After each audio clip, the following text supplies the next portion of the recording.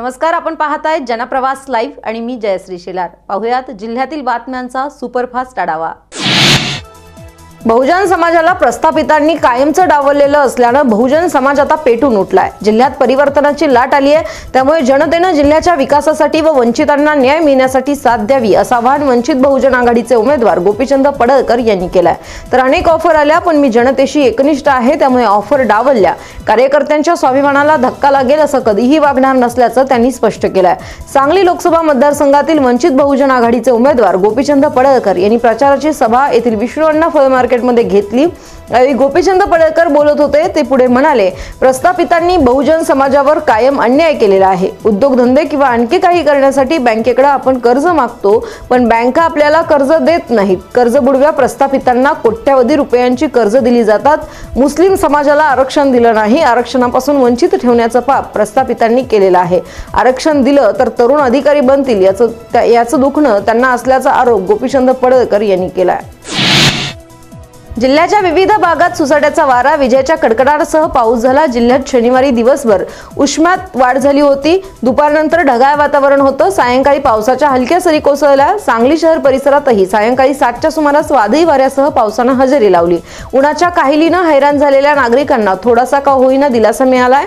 गेल्या आठवड्याभरापासून जिल्ह्यातील नागरिक उकाड्यानं हैराण झाले होते। 2 दिवसात तापमान कमी होणार नाही, मात्र मध्य महाराष्ट्रात तुरळक ठिकाणी मेघगर्जना, सोसाट्याचा वारा आणि विजांच्या कडकडाटासह पाऊस पडण्याची शक्यता हवामानशास्त्र विभागाने व्यक्त केली होती। शनिवारीही दिवसभर उकाडा वाढला होता। दुपारनंतर वातावरणात बदल झाला। ढगाळ वातावरणानंतर सायंकाळी 6च्या सुमारास सुसाट्याचा वारा वाहू लागला। 6:30च्या सुमारास विजेच्या कडकडाटासह बहुतांशी ठिकाणी पावसाला सुरुवात झाली। सांगली शहरातही सायंकाळी जोरदार वाऱ्यासह पावसाला सुरुवात झाली।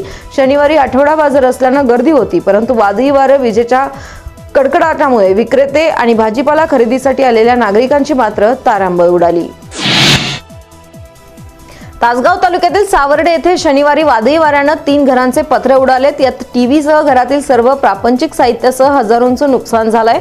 यावेळी भिंत घरात पडल्याने एक महिला आपल्या लहान बाळासह बचावली आहे। घराचे पत्रे उडालेल्यामध्ये मोहन किसन मंडले, ईश्वर किसन मंडले व राजाराम किसन मंडले यांचा समावेश आहे। संसार उघड्यावर आल्याने या कुटुंबावर दुःखाचा डोंगर कोसळलाय। याचा पंचनामा करणं, नुकसान भरपाई मिळावी अशी मागणी होत आहे। सर्वसामान्य जनता व शेतकरी जोपर्यंत माझ्याबरोबर आहेत तोपर्यंत खासदार म्हणून राजू शेट्टीच असेल असं प्रतिपादन स्वाभिमानी शेतकरी संघटनेचे व आघाडीचे उमेदवार खासदार राजू शेट्टी यांनी केलंय। वाटेगाव येथील आयोजित प्रचार सभेमध्ये ते बोलत होते। यावेळी माजी आमदार मानसिंगराव नाईक, काँग्रेसचे प्रदेश सरचिटणीस सत्यजित देशमुख, जिल्हा परिषदेचे माजी अध्यक्ष देवराज पाटील, पंचायत समितीच्या सदस्य शुभांगी पाटील, स्वाभिमानी शेतकरी संघटनेचे प्रदेश उपाध्यक्ष सयाजी मोरे, तालुका अध्यक्ष भागवत जाधव यांची प्रमुख उपस्थिती होती। यावेळी बोलताना शेट्टी म्हणाले, भाजप सरकारनं भांडवलदारांना डोळ्यासमोर धरून शेतकरी विरोधी धोरण राबवलंय। शेतीमालाला हमीभाव न देणाऱ्या भांडवलदार धार्जिण्या भाजप सरकारला खाली खेचा। हे सरकार चांगलं असतं तर त्यांच्या काळात शेतकऱ्यांच्या आत्महत्या कमी झाल्या असत्या। सर्वसामान्य जनता व शेतकऱ्यांच्या विरोधात निर्णय घेणाऱ्या भाजप सरकारला गाडा असं आवाहनही त्यांनी केलंय। प्रदेश काँग्रेसचे सरचिटणीस सत्यजित देशमुख म्हणाले, शेतकऱ्यांच्या प्रश्नासाठी चळवळीतून देशपातळीवर शेतकऱ्यांच्यासाठी काम करणारा विचारी खासदार म्हणून त्यांचा नावलौकिक आहे। कोणत्याही भूलथापांना बळी न पडता सर्वसामान्य जनतेनं खासदार राजू शेट्टींच्या रूपाने शेतकऱ्यांचा बुलंद आवाज लोकसभेत पाठवा। यावेळी रवींद्र दुकाणे, विश्वास पाटील, के.जे. पाटील, जयवंत नांगरे, दिलीप कापसे, सुस्मिता जाधव, सुरेश उथळे, अशोक देवकर, संजय पाटील, बाळासाहेब पाटील, विजय पाटील हे उपस्थित होते।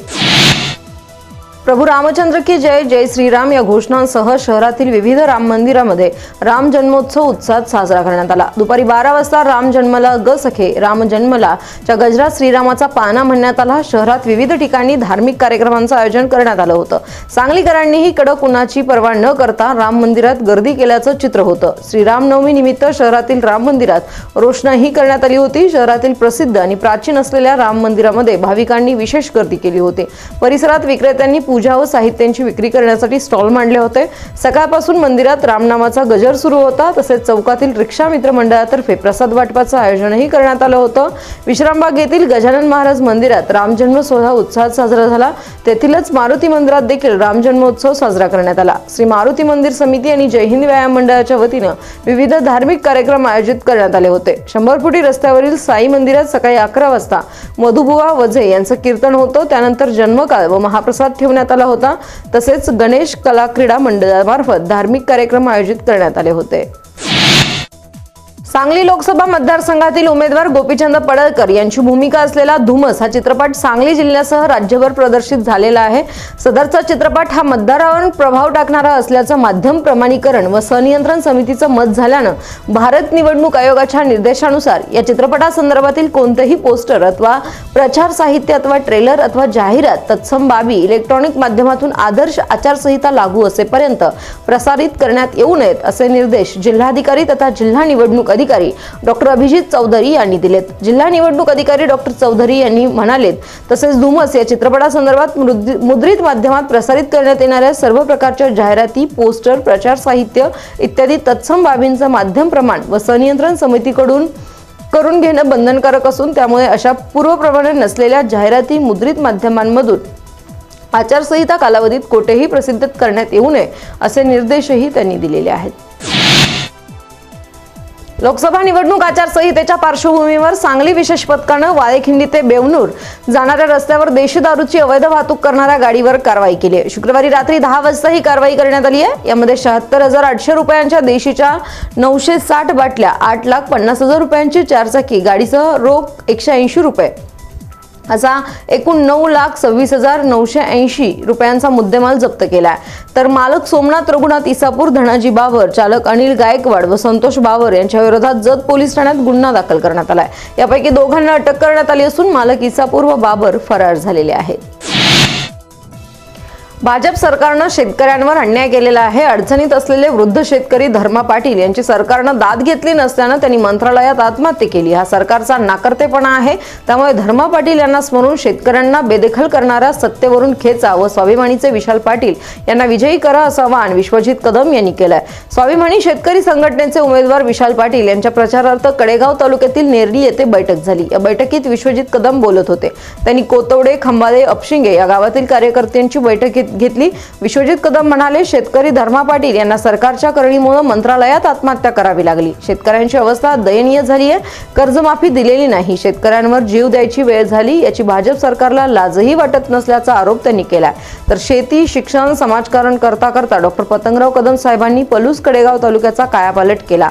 त्यांची आठवण ठेवून आपण विशाल पाटील यांच्या पाठीशी राहा, त्यांच्या विजयासाठी प्रयत्न करा असं आवाहन त्यांनी केलं आहे।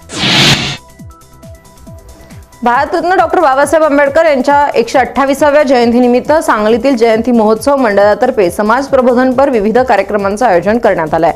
14 एप्रिल रोजी होणाऱ्या जयंती दिवशी एसटी स्टँड परिसरातील डॉक्टर बाबासाहेब आंबेडकर यांच्या पुतळ्याला आज मध्यरात्री 12 वाजता मानवंदना देऊन जयंती महोत्सवाला सुरुवात होणार असल्याची माहिती जयंती महोत्सव मंडळाचे अध्यक्ष नितीन गोंधळे यांनी दिली। त्याचबरोबर दिनांक 13 एप्रिल ते 14 एप्रिल पर्यंत भरगच्च अशा समाज प्रबोधन कार्यक्रमांचं आयोजन करण्यात आल्याची माहिती त्यांनी दिली आहे। 13 एप्रिल रात्री 12 वाजता जयंती महोत्सव मंडळाच्या अध्यक्षांकडून अभिवादन केल्यानंतर जयंती सोहळ्याला सुरुवात होईल। 14 एप्रिल रोजी सकाळी 6 वाजता समता चौक सांगलीवाडी येथून अभिवादन रॅलीचं आयोजन करण्यात आलंय। ही रॅली शहरातील प्रमुख मार्गांवरून 10 वाजता डॉक्टर बाबासाहेब आंबेडकर यांच्या पुतळ्याजवळ येऊन त्यांना अभिवादन केलं जाईल। याचवेळी सकाळी 10 वाजता महार बटालियन तर्फे डॉक्टर बाबासाहेब आंबेडकर यांना मानवंदना देण्यात येणार आहे। सायंकाळी अभिवादन मिरवणूक संपूर्ण शहरातून काढण्यात येणार आहे। यामध्ये सजीव, निर्जीव, चित्ररथ देखावा, सामाजिक संदेश देणारे फलक घेऊन मिरवणूक काढण्यात येणार आहे।